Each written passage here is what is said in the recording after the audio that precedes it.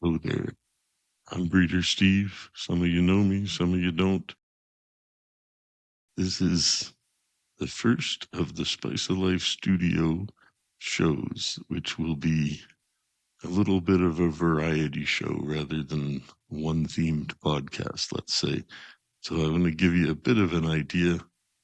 We'll go through a bunch of recorded episodes, and I'm open to your suggestions as well, but I'll let you know some of the ones I've got planned.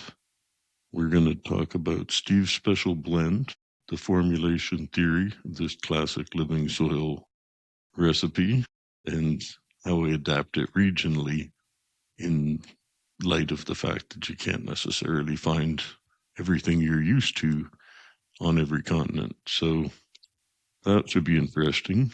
We'll do a review of aquaponics, which is a sweetwater cultivation that I love and I hope you'll enjoy as well.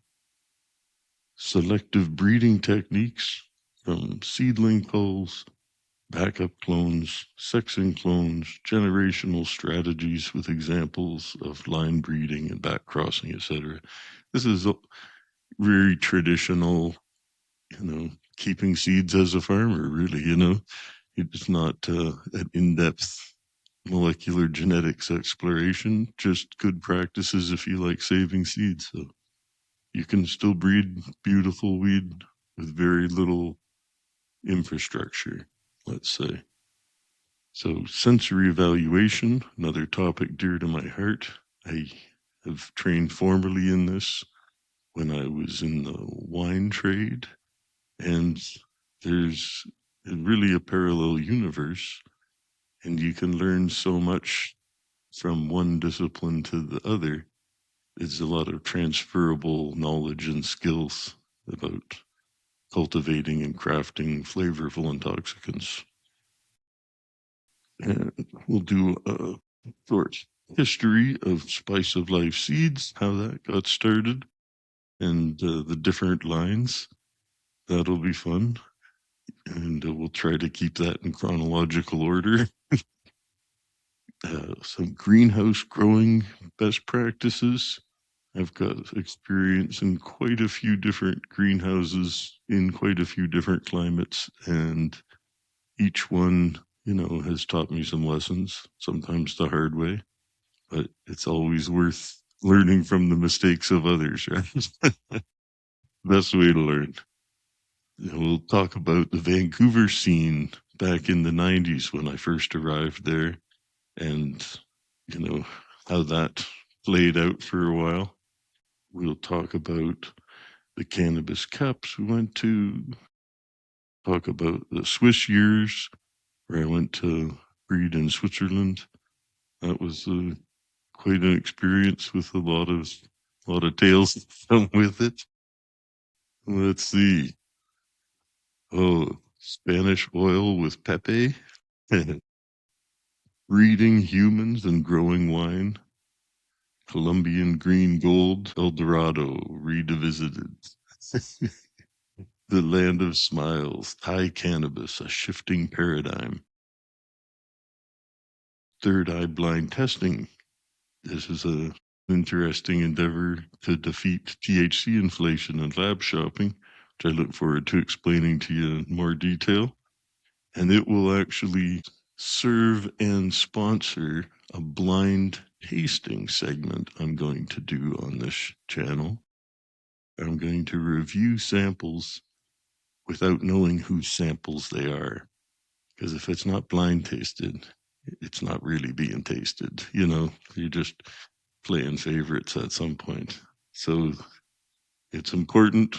Blind tasting, blind testing, double blind. It's really, the be all and end all of efficient testing or tasting. So we'll talk about median heat units versus average heat units. The median heat units was a theory I've come up with about the ripening, just more than a theory about it, but it requires more validation to flesh out the knowledge. But with all kinds of plants, such as corn crops or whatnot, or grape crops, there's heat units required to ripen any particular variety. And if you plant a corn crop that needs more heat units in a place you don't get them, it's not going to get ripe. Same with degree ripening days for vines.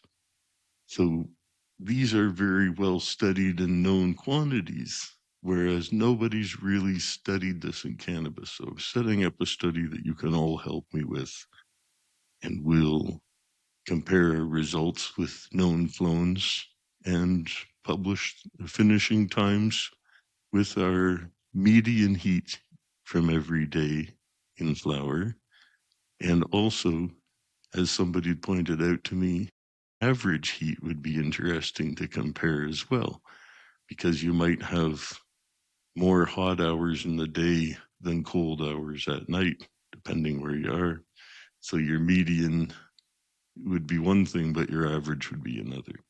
So this will be, easily logged by anybody anywhere that's got a little grow, and we can compare notes. And as we gather data, we'll learn together about classifying cannabis by the ripening heat units required, because it'll be part of it. It's not just days to flower, it's also a factor of the warmth and the cold. Obviously, it's in every other plant. Why wouldn't it be? So, we're going to talk about some do it yourself homegrown tips and how to get, the best for the least, let's say. I really get a kick out of doing low tech growing and low tech um, hashing or extracting. Not to, not casting shame on people doing a high tech version, just saying I get a kick out of seeing what the most for the least is I can do with it, just as a bit of a sporting endeavor. Anyway, the obligate parthenocarpy, the Verocent story. This is about the infertile cannabis that I'm known for. We'll talk a little bit about activism and some of the times I got involved, and a lot of the people that I've respected that have put in so much to this situation in many countries around the world. It's been an abomination, the prohibition. So it'll be nice to have a chat with some of these people too when we do interviews, because I'm going to have guests on as a separate arrangement. And we'll talk about just some general stories, maybe some rippers or some smugglers or who knows, anybody interesting that we can think about, some fun stories. We'll do some cannabis news every week and just a quick roundup of what's new in the world of legalization or cannabis business, cannabis advances in various realms of science, whether it's medical or cultivation. There's always something happening, and those of us who keep our ears to the ground, we're always curious to hear what's going on. So nice to round it up and put a put a view on it. Now, what else are we going to talk about? The interview guest. I haven't spoken to many, but I have put together a list of about 50 so far. And a few more have sort of come out and asked me. I said, sure. I don't know if we get one a week. We'll see. But I'll be happy to, because they're all people I'd like to chat with. Most of them I know. Nice to catch up with them. Some of them I don't know, and it'd be nice to get to know them. And I figure a lot of you are going to enjoy being a fly on the wall for those conversations, or a guy stuck in traffic, or who knows where you are listening to this. Maybe we'll do some hardware reviews. It's not the top of my list. We'll probably do some site visits, go see people that are putting in the work and all over the place. So that could turn into a bit of travel as well. So it'll be interesting to see. I enjoy food and wine and culture, music. So we could really have a fun little travel show going to visit the different satellite gardens, whether they're in Jamaica or Thailand or Colombia or Morocco.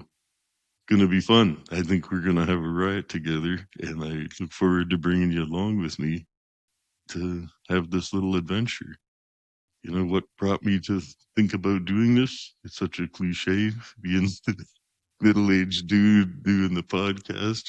It's like, I've resisted for a long time, but I've been a guest on so many podcasts, and so many people told me they enjoyed hearing me. They all said you should do your own. So after several, many years of that, here I am finally kind of at that empty nester stage of life, and I've got a little more time on my hands than I have in the past. I thought this would be a fun way to stay connected and, have some fun with it. I really think if we're not having fun with it, there'll be no point. We won't keep at it. I'm going to do this for 1 year, and if there's enough support for it to continue, it'll continue. If not, maybe not. We'll see.